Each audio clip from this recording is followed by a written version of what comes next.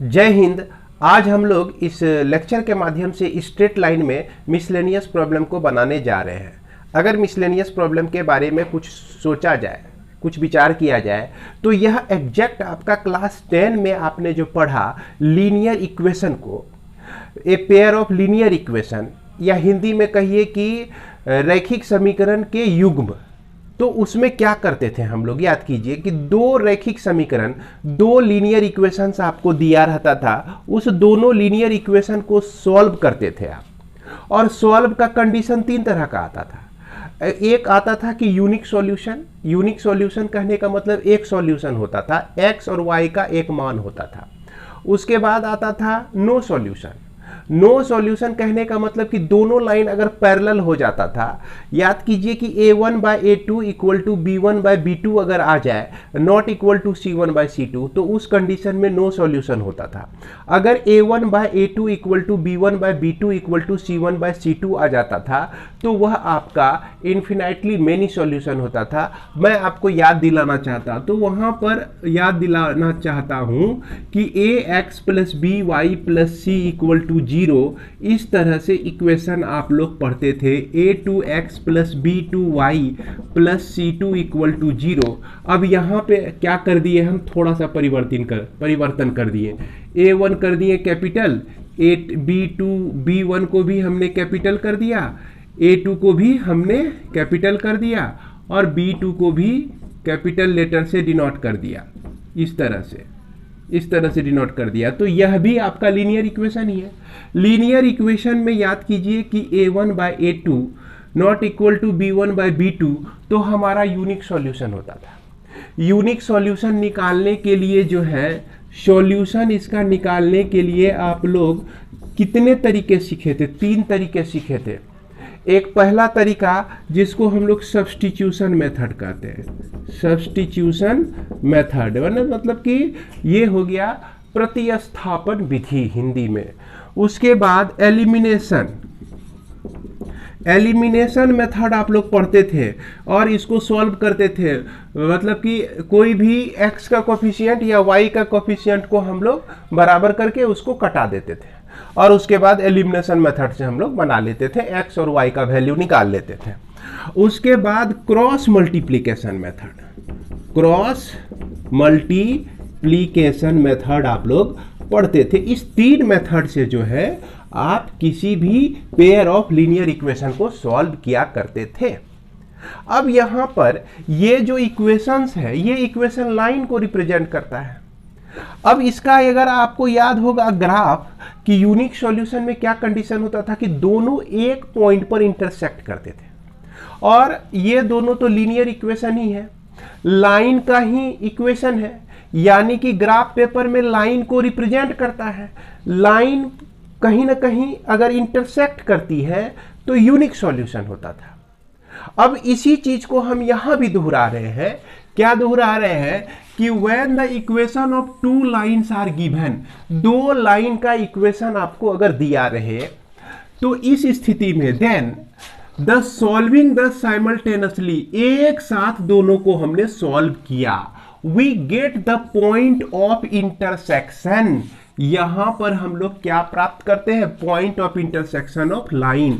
अगर ये लाइन आपका a1x + b1y + c1 equal to 0, और दूसरा line a2x + b2y + c2 equal to 0, तो ये पॉइंट ऑफ इंटरसेक्शन हम लोग निकाल लेते थे, है ना, इस दोनों को इस किसी मेथड से सॉल्व करके।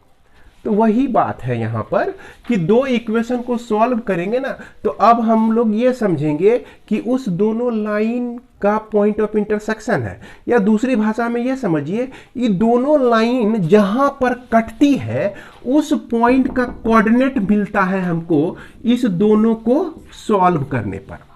इसके बाद जो हम लोग एक्सरसाइज 20I को बनाएंगे, और उसके बाद भी एक एक्सरसाइज को बनाएंगे, उस पूरे एक्सरसाइज में इसी कॉन्सेप्ट का यही किसी कॉन्सेप्ट के बारे में डिस्कस किया गया है।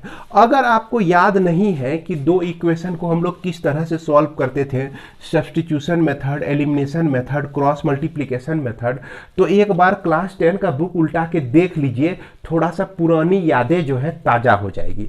स्वाभाविक है कि बहुत दिन के बाद कुछ आदमियों से मिलते हैं और बहुत दिन के बाद उससे मुलाकात होती है तो बहुत ज़्यादा खुशी होती है।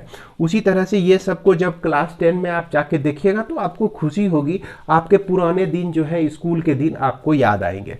खैर, तो यहाँ पर ये समझ गए कि दो लाइन को हम लोग सॉल्व करके उसका पॉइंट ऑफ इंटरसेक्शन निकालते हैं। अब इसमें से आप एक चीज़ और जान लीजिए कि अगर दो लाइन आपका तीन लाइन एक ही पॉइंट पर कट करें तो यह लाइन आपका L1 और यह L2 और यह L3, ये जो लाइन होते हैं कंकरेंट लाइन होते हैं। कंकरेंट का मतलब क्या हो गया कि when 2, 3 और more than 3 लाइन है ना passes through a point, a single point, एक पॉइंट से होकर गुजरती है, तो ये सारे लाइन जो होते हैं कंकरेंट लाइन होते हैं, कंकरेंट लाइंस होते हैं। अब कंकरेंट लाइन में क्या होता है कि आपका दो इक्वेशन अगर मालूम हो तो यह इंटरसेक्टिंग पॉइंट को आप लोग निकाल सकते हैं, बड़ी आसानी से निकाल सकते हैं। और इसी टाइप का कुछ प्रॉब्लम आपको रहेगा। तीन इक्वेशन आपको दिया रहेगा और तीनों इक्वेशन में ये कहा जाएगा कि ये सारे लाइन जो है कंकरेंट है। तो कंकरेंट कहने का मतलब कि तीनों लाइन, क्या समझेंगे कि तीनों लाइन जो है एक ही पॉइंट से होकर गुजरती है। अब यह पॉइंट हमको निकालना है, तो इस पॉइंट को निकालने के लिए हम क्या करेंगे, दोनों इक्वेशन को सॉल्व कर देंगे। दोनों इक्वेशन को सॉल्व करने से क्या होगा, पॉइंट ऑफ इंटरसेक्शन हमारा निकल जाएगा।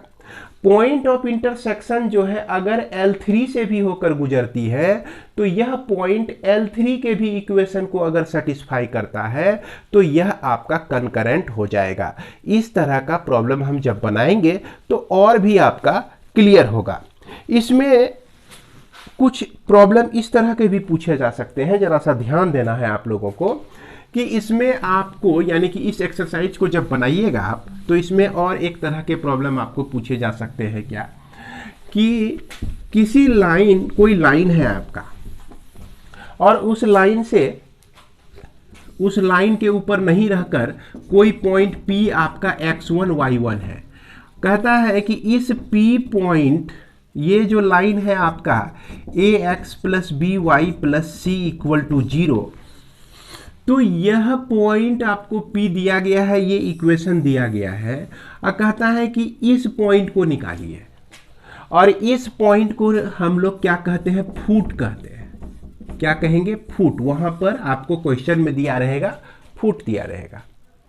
बात तो सेम ही है कि ये लाइन का इक्वेशन दिया गया है और ये लाइन आपका दिया गया है, ये लाइन का फुट आपको निकालना है। आखिर है तो पॉइंट ऑफ इंटरसेक्शन ही ना, यहां पे बता दिया कि फुट है भाई। ये जो खड़ा है, ये जो लाइन पी एम खड़ा है, एम इसका फुट है, तो हम लोग क्या समझेंगे, हम लोग ये नहीं समझेंगे कि ये फुट है। ये फुट भी तो है ही, लेकिन साथ साथ यह पॉइंट ऑफ इंटरसेक्शन भी है।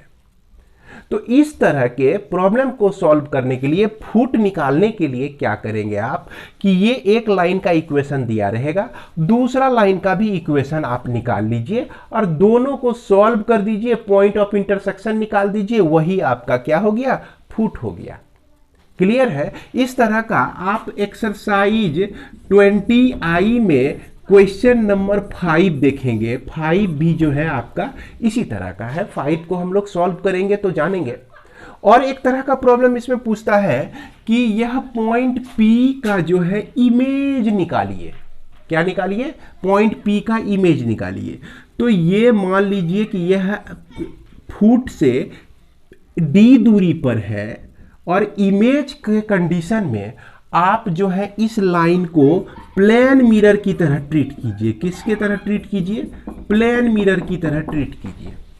प्लेन मिरर में पढ़े होंगे फिजिक्स में कि जितना दूर ऑब्जेक्ट होता है उतना ही दूर यहाँ पर इमेज भी बनता है। क्या बनता है भाई? इमेज भी उतना ही दूर बनता है। अगर यह डिस्टेंस d पर है p, तो यह भी डिस्टेंस d पर ही होगा आपका q। यानी कि यह जो फुट हो गया, फुट जो हो गया, यह मिड पॉइंट हो गया, mid point of p and q, p और q का मिड पॉइंट हो गया ये। अब मिड पॉइंट कैसे निकालते हैं, इसके लिए तो फॉर्मूला आपको पता ही है। तो इस तरह का भी प्रॉब्लम आपको पूछा जाएगा। इस तरह के प्रॉब्लम को हम बनाएंगे, एक्सरसाइज में भी दिया गया है। क्वेश्चन नंबर 9 और 10 संभवतः क्वेश्चन नंबर, माफ करेंगे, यहाँ पर क्वेश्चन नंबर आपका 9 और 10 दिया गया है। इमेज निकालने का प्रॉब्लम जो है, इमेज निकालने का जो प्रॉब्लम है क्वेश्चन नंबर 5 में है ना, ध्यान दीजिएगा। क्वेश्चन नंबर 5 में जो है इमेज निकालने का, खैर क्वेश्चन नंबर जहां भी रहे, आप ये समझिए कि इसमें आपको फुट भी निकालना है, इमेज भी निकालना है। तो इसी के साथ बच्चों हम लोग अब देखते हैं एक्सरसाइज के कुछ प्रॉब्लम को देखते हैं। इसमें 20i हो सकता है कि आपके बुक में प्रॉब्लम कुछ और भी हो, एक्सरसाइज का नाम कुछ और भी हो, लेकिन जहाँ भी हो आप अपने बुक में उल्टा के देखिए मिसलेनियस कहाँ पे है, मिसलेनियस प्रॉब्लम कहाँ पे है। इसमें से हम एक प्रॉब्लम को पढ़ते हैं कि find the point of intersection of line. यह आपको निकालना है। एक्सरसाइज हम ले रहे हैं 20i और इसमें 4x + 3y = 5 और यह x = 2y - 7। ये दो लाइन का इक्वेशन दिया गया है। इसको आप स्टैंडर्ड फॉर्म में लिखिए, 4x + 3y = 5, x - 2y = -7। इसको आप जैसे सॉल्व करना चाहते हैं कीजिए, यहाँ कोई बाइंडेशन नहीं है। चूंकि क्रॉस मल्टीप्लिकेशन मेथड का यूज आपके बुक में किया गया है, वह क्रॉस मल्टीप्लिकेशन मेथड जो है ना, एक ही लाइन में हमारा सारा चीज़ क्लियर हो जाता है। जैसे यहाँ पर क्रॉस मल्टीप्लिकेशन अगर हम यूज करते हैं तो x/3 इंटू, अब इसको स्टैंडर्ड फॉर्म में लिखने के लिए क्या करेंगे, 5 को इधर लाएंगे तो -5 = 0 हो जाएगा। अब -7 को लेफ्ट साइड लाएंगे तो +7 = 0 हो जाएगा। x लिखना है तो x को हम ढक देते हैं, 3 × 7 कर देते हैं, 21 हो गया। उसके बाद 5 × 2, यह आपका 10 प्लस में ही आ गया। y लिखना है तो इसको ढक दीजिए, 1 × -5 तो यह -5, और फिर 4 × 7 तो यह -28 = 1/4 × 2 तो -8, 4 × -2 तो -8, और फिर 3 × 1 तो यह आपका -3 हो जाता है। ये सारे वैल्यू लिखने के बाद क्रॉस मल्टीप्लिकेशन में हम लोग इसको सॉल्व करते हैं।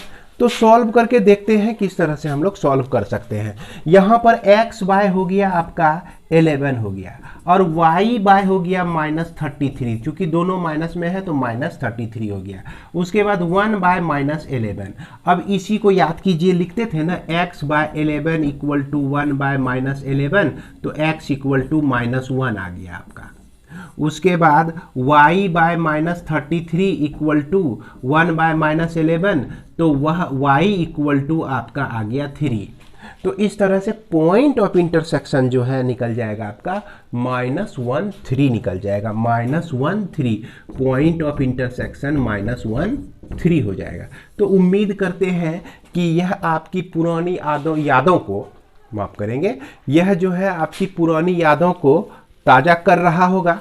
आप इस तरह से क्लास 10 में बहुत सारे प्रॉब्लम बनाए हुए हैं, और जितने भी प्रॉब्लम हैं इसमें, जितने भी प्रॉब्लम हैं, सारे प्रॉब्लम इसी तरह के हैं। सिर्फ 2 प्रॉब्लम जैसा कि हमने बताया कि एक फुट निकालना होता है और दूसरा आपका इमेज निकालना होता है। तो फुट और इमेज से रिलेटेड प्रॉब्लम भी हम लोग देख लेंगे। आइए हम लोग इस के बाद के प्रॉब्लम को हम लोग कॉपी में देख लेते हैं। चूंकि ये सारा प्रॉब्लम आपका बहुत हार्ड नहीं है, लेकिन आप जब बनाएंगे आपका गलत नहीं हो। आप बना रहे हैं, आप वेरीफाई कहाँ करेंगे? तो वेरीफाई आप करने के लिए इसके बाद के वीडियो को देख सकते हैं। इस सारे प्रॉब्लम का सॉल्यूशन जो है आपको अब कॉपी पे मिलने वाला है। कॉपी पे हमने ऑलरेडी सॉल्व करके रखा है, उसको अब मैं समझाता हूं आपको, और ध्यान से देखिए, समझिए। अगर आपसे खुद बन जाता है तो आपको इसके बाद देखने की ज़रूरत भी नहीं है। तो बच्चों, एक्सरसाइज 20I के प्रॉब्लम नंबर 2 से हम लोग कॉपी में अब देखते हैं। तो जैसा कि इसमें हमने प्रॉब्लम को सॉल्व कर दिया है आप लोगों के लिए, तो यह जो है आपका 2 नंबर देख सकते हैं। यह so that the line this and this intersect at the point 2, 3। जैसा कि इस तरह के प्रॉब्लम में क्या करना है, दोनों इक्वेशन को आप लोग सॉल्व कर दीजिए। आपको बताया हमने कि दो इक्वेशन को हम लोग किस किस मेथड से सॉल्व कर सकते हैं। तो यहाँ पर मैं क्रॉस मल्टीप्लिकेशन मेथड को यूज कर रहा हूँ। क्रॉस मल्टीप्लिकेशन मेथड को हम लोग यूज करेंगे। तो क्रॉस मल्टीप्लिकेशन जो है क्लास 10th में भी आप लोग पढ़े हुए हैं। उम्मीद करते हैं कि इसको सॉल्व करने में आपको ज़्यादा दिक्कत नहीं होगी। और आप क्या करेंगे कि अपने से सॉल्व करके देखेंगे। अगर नहीं आपको बनता है, आपका कहीं गलत हो जाता है, तब आप इस वीडियो की मदद को ले सकते हैं। जैसे यहाँ पर A1 का वैल्यू 1, B1 का वैल्यू 7, C1 का वैल्यू -23, A2 का वैल्यू 5, B2 का वैल्यू 2 और C2 का वैल्यू जो है आपका -16 है। और क्रॉस मल्टीप्लिकेशन के लिए फॉर्मूला जो अभी आपको बताया गया ये होता है। इसमें सारे वैल्यू को हम लोग पुट कर देते हैं और उसके बाद यहाँ पर सॉल्व कर दीजिए। ध्यान देंगे 7 को मैंने -16 से मल्टीप्लाई किया, जो 112 होता है, -112 आता है। जब इसको आप सॉल्व करेंगे तो इस तरह का कुछ इक्वेशन आएगा। x बाय -66, y बाय -99 और 1 बाय -33। या तो आप x बाय -66 को 1 बाय -33 लिख सकते हैं। उसके बाद y बाय -99 को 1 बाय -33 लिख सकते हैं। और इसको आप सॉल्व करेंगे तो x का वैल्यू 2 मिलेगा, y का वैल्यू आपको 3 मिलेगा। यही पॉइंट हो जाएगा 2 और 3। यह क्वेश्चन भी हमारा क्या कह रहा था कि पॉइंट ऑफ इंटरसेक्शन जो है आपका 2 और 3 है। चूँकि ये सारे प्रॉब्लम बहुत आसान है। इसके बाद हम लोग देखते हैं क्वेश्चन नंबर 3 को हम लोग देखते हैं। तो 3 में देखिए क्या कहा गया कि so that the line 3x - 4y + 5 = 0 और 7x - 8y + 5 = 0 and this are concurrent. तो कंकरेंट के बारे में हमने शुरू में ही आपको बताया। क्या करते हैं, पहले दो कोई इक्वेशन को हम लोग लेकर सॉल्व कर देते हैं। जैसा कि यहाँ हमने क्या किया है कि पहले और दूसरे इक्वेशन को लिया है और इसको हमने यूज किया है क्रॉस मल्टीप्लिकेशन मेथड से। तो क्रॉस मल्टीप्लिकेशन मेथड से आप सॉल्व कीजिए या सब्स्टिट्यूशन मेथड से सॉल्व कीजिए, या नहीं तो आप एलिमिनेशन मेथड को यूज कीजिए। किसी भी मेथड से आप इस दोनों इक्वेशन को सॉल्व करके x का वैल्यू और y का वैल्यू बड़ी आसानी से निकाल सकते हैं। तो जब निकाल लेंगे तब क्या होगा कि x और y का वैल्यू आप देखिए, मिलाइए, 5 आया कि नहीं। अगर आपका 5 सॉल्व करते हुए नहीं आता है तो आप इस वीडियो को देखकर तब समझने की कोशिश कीजिए कि कहाँ आपने गलत किया है। अब क्या करना है, x = 5, y = 5 जो है इक्वेशन 3rd में रख देते हैं। ये जो आप इक्वेशन देख रहे हैं तीसरा नंबर का इक्वेशन, तो इसमें हम लोग रख देते हैं। अगर यह इक्वेशन सेटिस्फाई हो जाए तो यह कहता है क्या कि 5 जो है यह लाइन 3 पर भी लाइज करेगा, है ना, 3 पर भी लाइज करेगा। क्योंकि अगर सिचुएशन मान लीजिए दो लाइन एक दूसरे को कट कर रही है इस पॉइंट पर, तो दोनों का पॉइंट ऑफ इंटरसेक्शन, और तीसरा लाइन भी इसी से होकर गुजर रही है, यह L1 और L2, तो ये पॉइंट तो हमको मिल जाएगा दोनों को सॉल्व करने से। अगर तीसरा लाइन भी इसी से होकर गुजर रही है तो निश्चित रूप से तीसरे लाइन को यह पॉइंट क्या करेगा, सेटिस्फाई करेगा। क्यों? क्योंकि यह पॉइंट जो है 5 इसके ऊपर भी है। तो वही करते हैं हम लोग, दो से इक्वेशन निकालते हैं, तीसरे में सेटिस्फाई करके हम लोग दिखा देते हैं। तो इस तरह से हम कह सकते हैं कि ये जो लाइंस है आपका क्या है, कंकरेंट है। तो कंकरेंट का मतलब हमने शुरू में ही बताया आपको कि लाइन जो होता है जब एक ही पॉइंट से होकर गुजरने लगती है तो कंकरेंट लाइन कहलाती है। बढ़ते हैं आगे हम लोग। यह आपका क्वेश्चन नंबर 4 है। 4 को आप सॉल्व करके देखिए, के का वैल्यू निकालना है और यहाँ पे कह रहा है कि ये तीनों लाइन जो है कंकरेंट है। तो इसमें दो को लेकर सॉल्व कीजिए, cross multiplication method, elimination method या जो भी मेथड से इसको आप सॉल्व करके देखिए। यह वैल्यू 1 1 आएगा आपका, x का वैल्यू 1 और y का वैल्यू 1 आ जाएगा। अब क्या करना है कि इस 1 1 को तीसरे इक्वेशन में पुट कर देना है। यह तीसरा इक्वेशन जो देख रहे हैं इसमें पुट कर देना है। तो हमने यहाँ पुट कर दिया और यह k का वैल्यू आपका -2 आ जाएगा। क्या आ जाएगा, यह k का वैल्यू -2 आ जाएगा। तो इसको भी बड़ी आसानी से बना सकते हैं। ये सारे प्रॉब्लम बहुत इजी थे, इसीलिए मैंने आपको के पास सिर्फ सॉल्यूशन पहुंचाने का प्रयास किया है। इसके बाद हम लोग क्वेश्चन नंबर 5 को बनाएंगे। 5 को बनाने के बाद तब हम लोग 6 को देखेंगे। तो सबसे पहले देखते हैं हम लोग 5 को। तो क्वेश्चन नंबर 5 आप देख सकते हैं, इसमें आपको निकालना है इमेज। जैसा कि इमेज के बारे में हमने शुरू में भी डिस्कस किया, तो अब चलिए यहाँ पर हम लोग बना के देखते हैं कि इसका इमेज, इस पॉइंट का इमेज हम लोग कैसे निकाल सकते हैं। तो ध्यान देंगे कि यह लाइन आपका दिया गया है, तो यह लाइन हम लोग ले लेते हैं x - 3y + 4 = 0 है और इसमें कहीं कोई पॉइंट P है जो कि आपका 1 2 दिया गया है। यह P पॉइंट का कोऑर्डिनेट जो है ये 1 2 दिया गया है। तो इस P पॉइंट का इमेज कैसे बनता है, इमेज कैसे बनाते हैं हम लोग ध्यान देंगे। अगर इस लाइन को हम लोग प्लेन मिरर मान लें, क्या मान लें भाई, प्लेन मिरर मान लें। तो प्लेन मिरर का रूल क्या है कि जितने दूरी पर ऑब्जेक्ट रहता है उतनी ही दूरी पर इसका क्या बनता है, इमेज बनता है, यानी कि P' जो है इसका इमेज बनता है।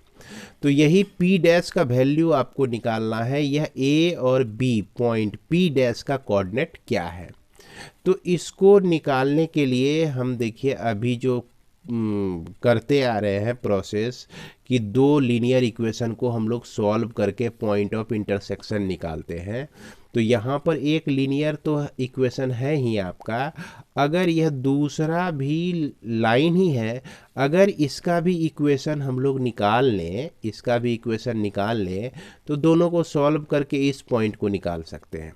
ये जो पॉइंट होगा ना आपका O, यह पॉइंट O जो होगा P' का मिड पॉइंट होगा। अगर आपको यह O पता चल जाए तो क्या कर सकते हैं, O तो है मिड पॉइंट इस दोनों का, यानी कि 1 + a, मिड पॉइंट के लिए फॉर्मूला लगा सकते हैं 1 + a/2 = ये पॉइंट हो जाएगा, जो भी यहाँ मिड पॉइंट आएगा यहाँ पे, और यह 2 + b/2 ये जो है निकल जाएगा आपका, यहाँ O का कोऑर्डिनेट निकल जाएगा।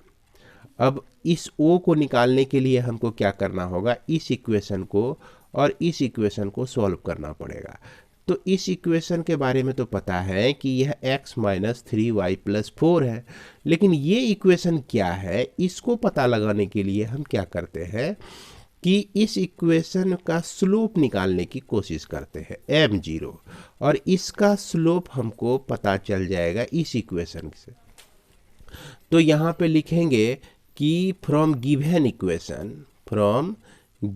इक्वेशन जो इक्वेशन दिया गया है x - 3y + 4 = 0 दिया गया है, यह आप लिख सकते हैं 3y = x + 4 लिख सकते हैं, यह y = 1/3x + 4/3 लिख सकते हैं।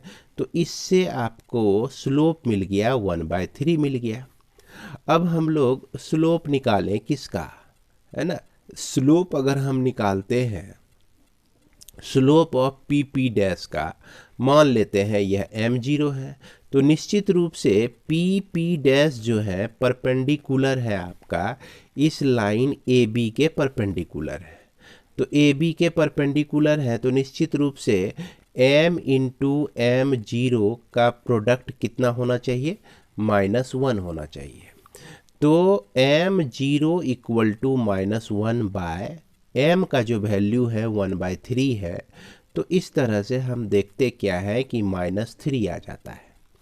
अब यहाँ पर m0 आपको -3 मिल गया और इसी पर एक पॉइंट भी हमको मिल गया, दिया गया है 1 2। देख सकते हैं यह 1 2 जो है इसी लाइन पर एग्जिस्ट कर रहा है। तो इसलिए हम लोग इसका इक्वेशन कैसे निकाल सकते हैं, ध्यान दीजिएगा। तो इसका इक्वेशन पॉइंट स्लोप से निकाल सकते हैं क्या कि y-2 bye x-1 equal to -3। जब आप इसको सॉल्व करेंगे तो यह आपका क्या आता है, y-2 equal to -3x plus 3, जो कि हो जाएगा y plus 3x minus 5 equal to 0। अब क्या हुआ कि हमको इस लाइन का भी इक्वेशन पता चल गया और इस लाइन का भी इक्वेशन पता चल गया। तो इस लाइन का इक्वेशन देखिए क्या लिखा गया है आपका, x minus 3y plus 4 equal to 0। तो यह आपका x minus 3y plus 4 equal to 0 और यह y plus 3x minus 5 equal to 0। इस दोनों को सॉल्व करके आप x का वैल्यू और y का वैल्यू निकाल सकते हैं। आप यहाँ पर जो भी मेथड लगाइए, आप सॉल्व करके इसको देखिए कि x का जो वैल्यू है ना, यह 11/10 आता है कि नहीं, और यह 17/10 आता है कि नहीं। जब इस दोनों का वैल्यू हम लोग निकाल लिए, यानी कि यह हमारा निकल गया मिड पॉइंट। किसका मिड पॉइंट, ये मिड पॉइंट निकल गया क्या, 11/10 और 17/10 निकल गया। अब इस फिगर को मैं फिर से एक बार यहाँ पे लेता हूँ, ड्रॉ करता हूँ। अब देखिए ये पॉइंट आपको पता है 1 2 और ये पॉइंट आपका निकल गया 11/10 और 17/10 और यह पॉइंट जो है आपका इमेज जो है P डैश, जिसको हम लोग ए बी माने हुए हैं। तो निश्चित रूप से यह जो मिड पॉइंट है, तो मिड पॉइंट को हम क्या लिख सकते हैं, इस दोनों पॉइंट की मदद से 1 + a/2 इक्वल टू 11/10, यानी कि 1 + a इक्वल टू 11/5 लिख सकते हैं। यही a इक्वल टू 11/5, चूँकि 2 5 या 10 होता है, 11/5 माइनस 1 जो कि आपका हो जाएगा 6/5 हो जाएगा। तो निकल गया a का वैल्यू 6/5। उसके बाद 2 + b, ये 2 + b बाय 2 कर देंगे तो आपको निकल जाएगा यह 17/10। ये मिड पॉइंट यानी कि ऑर्डिनेट निकल जाएगा। अब इसको सॉल्व कीजिए तो b का जो वैल्यू है यह 7/5 आ जाता है। अब इसीलिए यह हो गया आपका 7/5।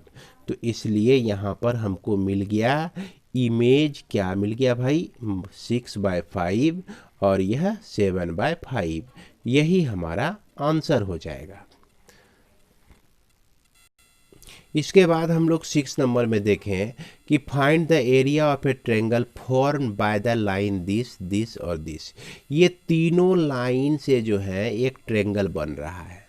देखिए एक लाइन आपका 5x माइनस 3y प्लस 2 यहाँ पे दिए हैं, एक लाइन है ये x plus y equal to 6, ये लाइन आपका यहाँ है, और x minus 3y equal to 2 ये लाइन आपका इस जगह है। ये तीनों लाइन मिलकर जो है एक ट्रेंगल बनाता है। अब देखिए ये पॉइंट को आपको निकालना है, तो पॉइंट ऑफ इंटरसेक्शन किस किस लाइन के लिए है, तो यहाँ पर हम देखते हैं क्या कि यह x प्लस 6 और यह आपका x minus 3y equal to 2, ये दोनों का पॉइंट ऑफ इंटरसेक्शन C है। अगर इस दोनों को आप सॉल्व करते हैं तो आपको पॉइंट सी मिल जाएगा। तो यहाँ ध्यान दीजिए, इस दोनों को हमने सॉल्व किया यहाँ पर। इसको तो सॉल्व आप कर ही सकते हैं, किसी मेथड को यूज कीजिए। इसमें आपको 5 1 मिल जाएगा, यानी कि यह जो पॉइंट मिल गया आपको 5 1 मिल गया। इसके बाद हम क्या देखते हैं कि x minus 3y equal to 2, ये इक्वेशन और ये इक्वेशन दोनों को लेकर अगर हम सॉल्व करते हैं तो इसका जो सॉल्यूशन में हमारा यूनिक पॉइंट का वैल्यू जो आता है, x का वैल्यू और y का वैल्यू, जो कि आप सॉल्व करके देखिए इस दोनों को, ये आपको देगा -1 यानी कि b का कोऑर्डिनेट -1 हो गया। इसके बाद आप देख सकते हैं कि x plus y equal to 6, ये इक्वेशन और ये इक्वेशन, इस दोनों इक्वेशन 9 के इक्वेशन का इंटरसेक्टिंग पॉइंट A है। अब इसको सॉल्व करेंगे तो आपको 2 4 मिलेगा। आप सॉल्व करके देखिए, अगर दिक्कत होती है तो कोशिश कीजिए कि 2 4 ही आए, क्योंकि 2 4 ही इसका सही आंसर है। तो 2 4 इसका निकाल लिए पॉइंट। अब जब तीनों पॉइंट निकल गया हमारा, तो तीनों पॉइंट्स के थ्रू जो है हम एरिया ऑफ ट्रायंगल के लिए ये फार्मूला यूज कर सकते हैं। तो इस फार्मूला को बेशक यूज कीजिए और सॉल्व कर दीजिए। देखिए इसी स्टेप वाइज आप सॉल्व करेंगे तो यह आपका 12 स्क्वायर यूनिट आता है। 12 स्क्वायर यूनिट नहीं आ रहा है तो फिर से ट्राई कीजिए, फिर से कोशिश कीजिए, फिर से नहीं बनता है तब आप इस वीडियो का हेल्प लीजिए। बढ़ते हैं आगे हम लोग, अब देखते हैं क्वेश्चन नंबर 7 को। तो 7 में भी वही सिचुएशन है, लेकिन इसमें देखिए लाइन जो दिया गया है x equal to 0, y equal to 1 और 2x plus y equal to 2। तो ये तीनों लाइन मिलकर जो ट्रायंगल बना रहा है, तो हम कोऑर्डिनेट में सिस्टमेटिक ढंग से इसको सजाए हुए हैं। ये देखिए y एक्सिस को रिप्रेजेंट कर रहा है x equal to 0, y equal to 1 जो है इस लाइन को रिप्रेजेंट कर रहा है, देख रहे हैं। इसके बाद जो है 2x plus y equal to 2 इस लाइन को रिप्रेजेंट कर रहा है। अब इस तीनों को सॉल्व करके हम इसका पॉइंट निकाल सकते हैं, और पॉइंट जो है निकालना बड़ी आसान है। आप देख सकते हैं कि पॉइंट को हमने आप लोगों के लिए निकाल के बताया है। अगर आपसे नहीं बने तब इसका हेल्प लीजिए, है ना। ये दोनों को सॉल्व किए, है ना, ये इक्वेशन को और ये इक्वेशन को, तो ऑटोमेटिक है x का वैल्यू 0, y का वैल्यू 1, तो ये पॉइंट हमारा 0 1 मिल गया। इसके बाद हमने x इक्वल टू 0 ये लाइन और इस इक्वेशन को सॉल्व किया। दोनों को सॉल्व करके देखिए तो x का वैल्यू ऑलरेडी 0 दिया गया है ही, और इसका वैल्यू x का वैल्यू जब हम 0 यहाँ पे रखते हैं तो y का वैल्यू 2 आ जाता है। तो यह 0 2 आपका पॉइंट मिल जाता है। तो हमने यहाँ पे लिख दिया 0 2 पॉइंट मिल गया हमको। इसके बाद इस दोनों को सॉल्व कीजिए तो हाफ और यह 1 मिल जाएगा। अब जब तीनों चीज़ हमको पता चल गया, तीनों पॉइंट्स पता चल गया, तो इससे एरिया हम लोग निकाल सकते हैं। तो यहाँ पर देखिए 0 इंटू 2 माइनस 1 होगा, तो कुछ भी हो 0 के चलते तो यह 0 ही हो जाएगा। अब फिर यह दूसरा x2 हम लेते हैं तो इसमें 1 माइनस 1 लिख सकते हैं, तो यह भी 0 हो जाएगा आपका, बच जाएगा ये। और इसको जब सॉल्व करके देखिएगा ना तो ये आपका 1/4 स्क्वायर यूनिट आएगा। हालांकि इसमें आंसर यही आता है, संभवतः बुक में जो आंसर दिया गया है वो मैं ये नहीं कहता हूँ कि गलत है, लेकिन आप लोग चेक करके देखिएगा कि वह गलत ही प्राय आ रहा है। यह 1/4 ही इसका आंसर हो जाएगा। बढ़ते हैं आगे। यह जो 8 नंबर है आप लोगों को सॉल्व करना है। इसमें भी आपका एक ट्रायंगल दिया गया है ना, एक ट्रायंगल दिया गया है y equal to x, y equal to 2x और y minus 3x equal to 4। इस तरह से तीनों इक्वेशन दिया गया है। तो तीनों के इंटरसेक्टिंग पॉइंट को आप निकाल सकते हैं। निकालने के बाद इस एरिया ऑफ ट्रायंगल का फॉर्मूला इसमें लगाकर एरिया भी इसमें ज्ञात किया जा सकता है। तो इसको अपने से बना जरूर लेंगे आप लोग। इसके बाद यह जो क्वेश्चन नंबर 11 है ना, क्वेश्चन नंबर 11 में थोड़ा सा प्रॉब्लम तो बड़ी सीधा साधा है, लेकिन इसका सॉल्यूशन बहुत बड़ा है है ना। थोड़ा ध्यान दीजिए, आप लोग के लिए मैं यह सॉल्व कर दिया हूँ। आप पहले खुद से बनाने का कोशिश कीजिए, सेल्फ सॉल्विंग कीजिए। अगर आपका नहीं बनता है तब इससे मिलान कीजिए कि आपसे गलती कहाँ कहाँ हुई है। तो इसमें दिया क्या गया है कि find the equation of a medians of a triangle whose sides are given by this equation. ये इक्वेशन दिया गया है। अब यहाँ पर हम लोग एक चीज़ समझें कि मीडियन हम लोग किसको कहते हैं, है ना। मीडियन किसको कहते हैं? मीडियन आप लोग क्लास 9 में भी पढ़े होंगे कि mid point of any side to vertex to opposite side, यानी कि a line segment joining any mid point of any side to the opposite vertex. Opposite vertex से मिड पॉइंट को मिला देते हैं तो यह मीडियन हो जाता है। फिर ये मीडियन कैसे हो जाएगा? तो ए सी का मिड पॉइंट को इसके अपोजिट वर्टेक्स से मिला दें तो यह बी क्यू आपका मीडियन हो गया। इसके बाद ए बी के मिड पॉइंट को, बीच वाला पॉइंट को, इधर और इधर आपका दोनों बराबर है, अब इसको जो है आप सी से मिला दीजिए तो यह आपका मीडियन हो गया। ध्यान रखिए ये तीनों जो लाइन है एक ही पॉइंट पर कटता है जिसको हम लोग सेंट्रॉइड कहते हैं। सेंट्रॉइड कहते हैं, क्या कहते हैं? सेंट्रॉइड कहते हैं। तो इस तीनों के इक्वेशन को हम लोग सॉल्व करेंगे, ये इक्वेशन, ये इक्वेशन, ये इक्वेशन। अगर हम इस इक्वेशन को लें और इस इक्वेशन को लें तो इस दोनों का सॉल्यूशन जो है पॉइंट ए को दे देगा। तो यहाँ पर देखिए हमने, आप देख सकते हैं इस दोनों को जब आप सॉल्व कीजिएगा तो इससे पॉइंट आपका ए जो है -20 मिलेगा। सॉल्व करके आप देखिए, अगर ये आपका आता है तो ठीक है, नहीं तो फिर से कोशिश कीजिए। ए का जो वैल्यू है -2 और 0 हो जाएगा।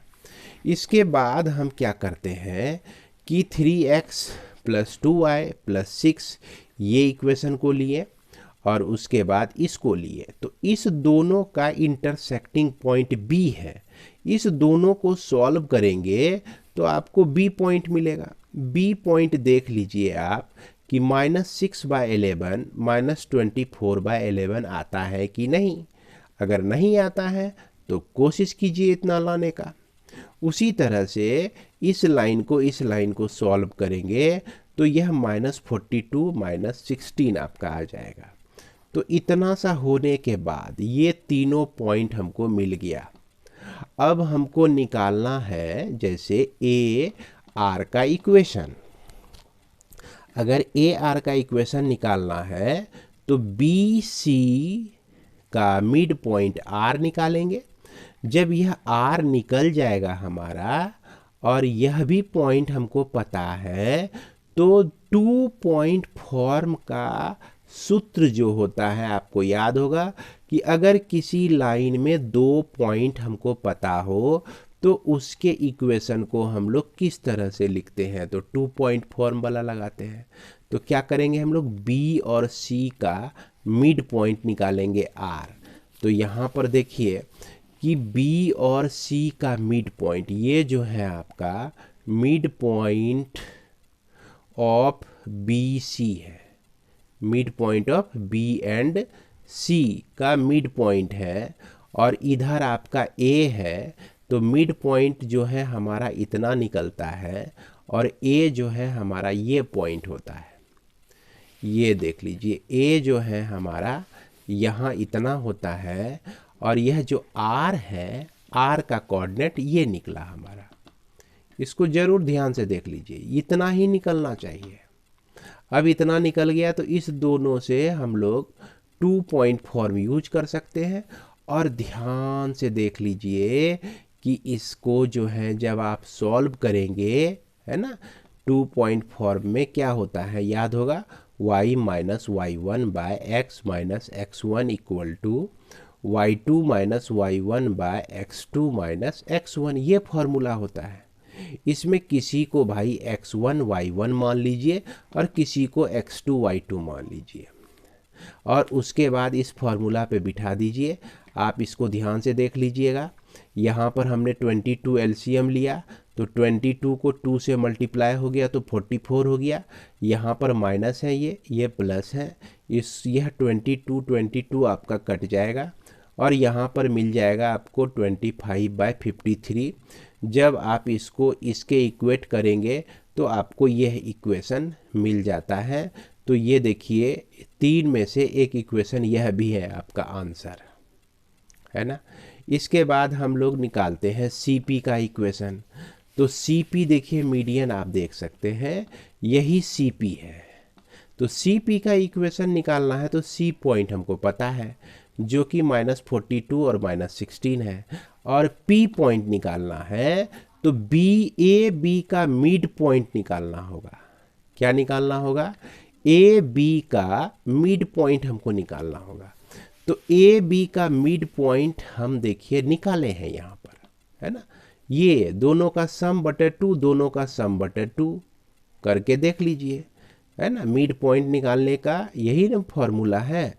अगर x1 y1 है और यह x2 y2 है और इसका मिड पॉइंट आपको निकालना है तो क्या करते हैं, x1 + x2/2 कर देते हैं, y1 + y2/2 कर देते हैं। तो यहाँ पर भी हमने वही किया, x1 + x2/2 और y1 + y2/2। चूँकि यहाँ साइन निगेटिव में है, ये सब साइन निगेटिव में है, इसीलिए यहाँ भी हमारा निगेटिव हमने लिखा है इसमें। अब इसको सॉल्व करेंगे तो p कोऑर्डिनेट ये निकल जाएगा, और इसमें भी आप 2 पॉइंट फॉर्म यूज कीजिए, इसको सॉल्व कीजिए आप, है ना। इसको सॉल्व कीजिए, देखिए यहाँ y2 - y1 हम इसको माने हैं, x1 y1 इसको माने हैं, और यह x2 y2 इसको माने हैं, और इसके इस आधार पर यहाँ पर बिठा दीजिए और इसको आप सॉल्व कीजिए। तो सॉल्व करेंगे तो यह 41/112 आना चाहिए। अब इसको जब सॉल्व करेंगे तो यह इक्वेशन आपका क्या आ जाएगा, 41x - 120 112y - 70 = 0, यही आ जाएगा। अब median, equation of B Q का मीडियन आपको निकालना है। सेम उसी तरह से बी एक पॉइंट और क्यू निकालने के लिए हमको क्या चाहिए भाई, क्यू के लिए हमको ए सी का मिड पॉइंट चाहिए। ए सी का मिड पॉइंट जो है आप देखिए -22 और -8 आता है। अब क्या करेंगे, इसको हम लोग सॉल्व कर देते हैं। जब इसको सॉल्व करेंगे आप, है ना, तो ये आपका इक्वेशन मिल जाएगा यहाँ। तो इसको आप ध्यान से देख लीजिए, है ना। इस तरह से जैसे जैसे आप स्टेप वाइज सॉल्व करेंगे तो ये सब आपका टर्म्स आएंगे, और संभवतः यह जो है आपको, है ना, इस एक्सरसाइज को सॉल्व करने में मदद करेगा। तो इसी के साथ बच्चों हमारा, है ना, यह एक्सरसाइज 20I समाप्त होता है। मिलते हैं हम लोग अगले वीडियो में, तब तक के लिए आप लोग धन्यवाद। और अंत में हम लोग एक प्रॉब्लम और देख लेते हैं जो कि आपको कॉपी में नहीं मिला होगा। ये क्वेश्चन नंबर आपका 10 जो कहता क्या है, वही फुट निकालने के लिए कह रहा है। कहने का मतलब find the equation of A perpendicular drawn from the point P - 2 3। यह जो है पॉइंट P - 2 3 से परपेंडिकुलर ड्रॉन किया गया। किस पे भाई, एक लाइन पर ड्रॉन किया गया। वो लाइन का इक्वेशन जो है आपका x - 4y + 7 = 0 है। कहता है कि also find the coordinate of the foot of the perpendicular, है ना। पहले तो इक्वेशन निकालना है, इसका इक्वेशन आपको निकालना है, इस लाइन का इक्वेशन। तो मान लेते हैं कि यह आपका PM है और M पॉइंट क्या है इसको भी आपको निकालना है। तो निश्चित रूप से यह परपेंडिकुलर है, तो यहाँ 90 का एंगल बना रहा है भाई। इसका स्लोप M और इसका स्लोप M0, दोनों का जो प्रोडक्ट होगा वह -1 होगा। बहुत पहले से पढ़ते आ रहे हैं। तो सबसे पहला काम क्या करते हैं कि इसको सॉल्व कर लेते हैं। x - 4y + 7 = 0, तो 4y = x + 7 आएगा। देखिएगा, ध्यान से सॉल्व करना है। 1/4x + 7/4, तो स्लोप इसका 1/4 आ गया आपका। अब M0 आपको निकालना है। कहने का मतलब कि इस लाइन का स्लोप आपको निकालना है। तो दोनों का प्रोडक्ट जो हो जाएगा वह -1 के बराबर हो जाएगा। Therefore m0 equal to -1/1/4 equal to -4 आ जाएगा। अब इक्वेशन आपको निकालना है, किसका इक्वेशन निकालना है? Pm का इक्वेशन निकालना है। तो पॉइंट P पता है आपको, -2 3 दे दिया है और इसका स्लोप भी दे दिया गया है। स्लोप दिया नहीं था, हम लोग निकाल लिए, है कि ना, ये हम लोग निकाल लिए। अब पॉइंट स्लोप का इक्वेशन तो ड्रॉ करने के लिए जान ही रहे हैं। क्या लिखते हैं हम लोग? y - 3/x - +2 equal to -4। तो y - 3 equal to -4 into x + 2। तो इस तरह से y - 3 इक्वल टू -4x, अब फिर उसके बाद -2 हो जाएगा, सॉरी 8 हो जाएगा। और यह जो आपका इक्वेशन मिलेगा ना, यह मिल जाएगा आपका 4x + y और यह +5 इक्वल टू 0 मिल जाएगा। तो यह इक्वेशन आपका मिल गया। इसका इक्वेशन क्या मिल गया? 4x + y +5 equal to 0। ये इसका इक्वेशन और यहाँ पर इसका इक्वेशन। अब इस दोनों इक्वेशन को सॉल्व करेंगे तो हमको मिलेगा point of intersection. Point of intersection क्या है? यही फूट है। पॉइंट ऑफ इंटरसेक्शन क्या है? यही फूट है। दोनों को हम लोग सॉल्व कर लेते हैं। यह x - 4y + 7 इक्वल टू 0 और यह 4x + y +5 इक्वल टू 0। इसको सॉल्व कीजिएगा ना तो x का जो वैल्यू आएगा -27/17 और y का जो वैल्यू आएगा आपका 23/17। अब इसको तो सॉल्व कर सकते हैं भाई, इसको सॉल्व करने में तो दिक्कत नहीं होनी चाहिए। और जो है आप एलिमिनेशन मेथड से सॉल्व कीजिए, सब्स्टिट्यूशन मेथड से सॉल्व कीजिए, किसी भी मेथड से सॉल्व कीजिए, आप इसको कीजिए, है ना। इसी के साथ जो है यह मिसलेनियस प्रॉब्लम जो है आपका समाप्त होता है। हम लोग मिलते हैं अगले वीडियो में। तब तक के लिए बच्चों अपना ख्याल रखिए, मन लगा के पढ़िए, ठंडी से बच के रहिए, है ना। उम्मीद करते हैं कि आप लोग जो है मंकी वाला टोपी सभी खरीद लिए होंगे। इसी के साथ मैं इस वीडियो को विराम देता हूँ। जय हिंद।